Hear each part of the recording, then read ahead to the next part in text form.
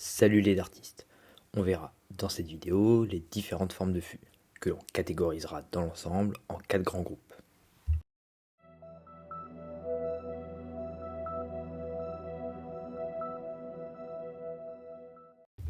On commence avec les fléchettes avec un fût droit. C'est la forme la plus polyvalente, répandue et la plus utilisée aux fléchettes. Le fût droit est le fût de fléchette standard, avec généralement une forme cylindrique ayant la même épaisseur tout du long, avec des nez qui peuvent varier, ronds, plats ou coniques, et on trouve également une grande déclinaison de grippe. Une forme pouvant convenir à beaucoup de joueurs et permet différentes prises en main, que ce soit à l'avant, au milieu ou à l'arrière du fût, et aussi du lancer de chaque joueur. Cette forme permet des tirs groupés et serrés. Cela peut aider à lancer la fléchette directement ou à regrouper tes fléchettes en les frappant les unes contre les autres.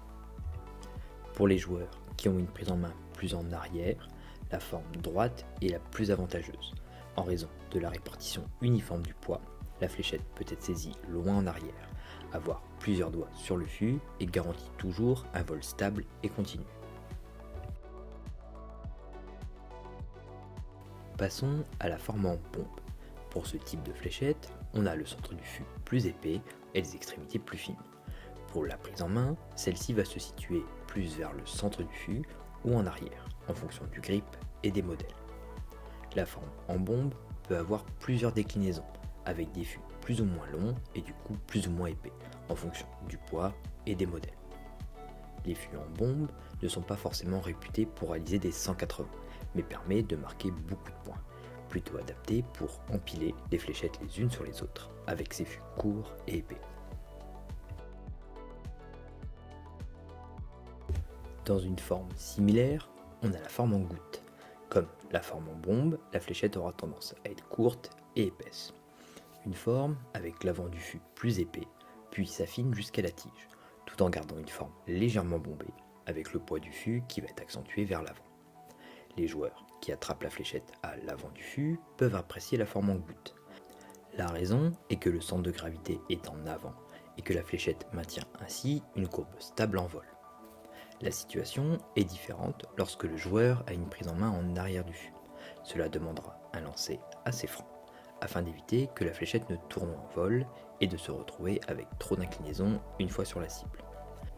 C'est la raison pour laquelle la combinaison tigelette avec la forme d'un fût est importante et doit être adaptée au mieux à chaque lancer et joueur.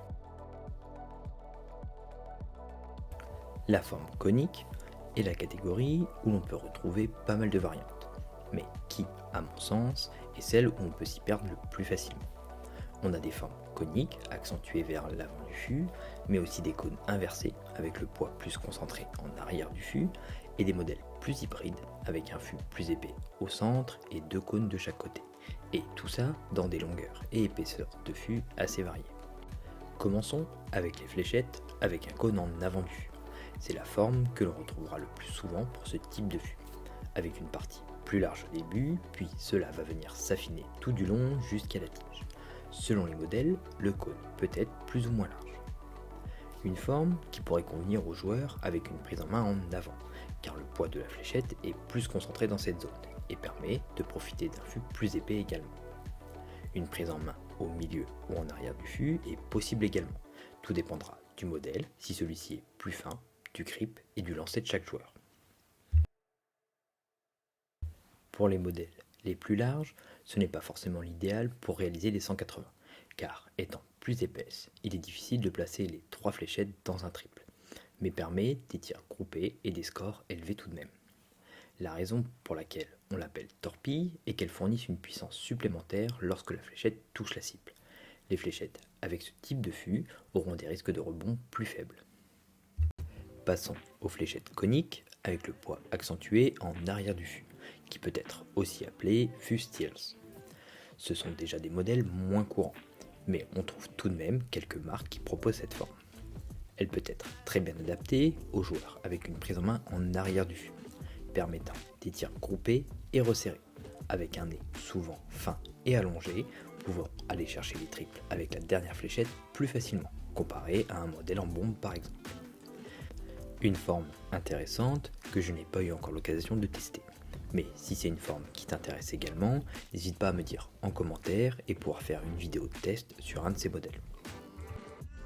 Et la forme que l'on appellera grossièrement à deux cônes, avec le centre de la fléchette plus épais, puis cela va venir s'affiner des deux côtés de la fléchette.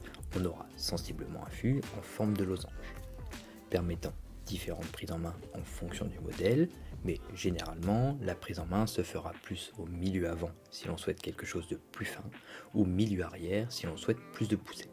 C'est plutôt rare d'avoir une prise en main pile au milieu du fût. Encore une fois, tout dépendra du lancer de chaque joueur et de ses préférences. La forme scalloped ou partie amincie. Ici, on est plus sur une particularité qu'une forme de fût spécifique, car cela peut se retrouver sur différentes formes de fût et à des zones différentes selon la fléchette et la marque. Cette partie peut être lisse ou avec du grip afin d'augmenter l'accroche. Une prise en main plus généralement à deux doigts, avec ou sans les autres doigts sur le fût, permettant de s'assurer d'avoir toujours la même prise en main sur le fût. Des modèles à choisir lorsqu'on a une prise déjà bien définie et que l'on souhaite des fléchettes bien spécifiques à son jeu et à son lancer. Ce sont les grandes catégories de formes de fût. Tu pourras également trouver des modèles qui combinent plusieurs formes, avec beaucoup de déclinaisons possibles en fonction des modèles et des marques. Cela permettra d'obtenir quelque chose de très spécifique, propre à un type de lancer, mais ça restera à toi de juger si cela peut être adapté pour toi ou non. Merci d'avoir regardé. Si les vidéos te plaisent, n'hésite pas à t'abonner à la chaîne pour me soutenir et pour ne pas louper les prochaines vidéos. A bientôt.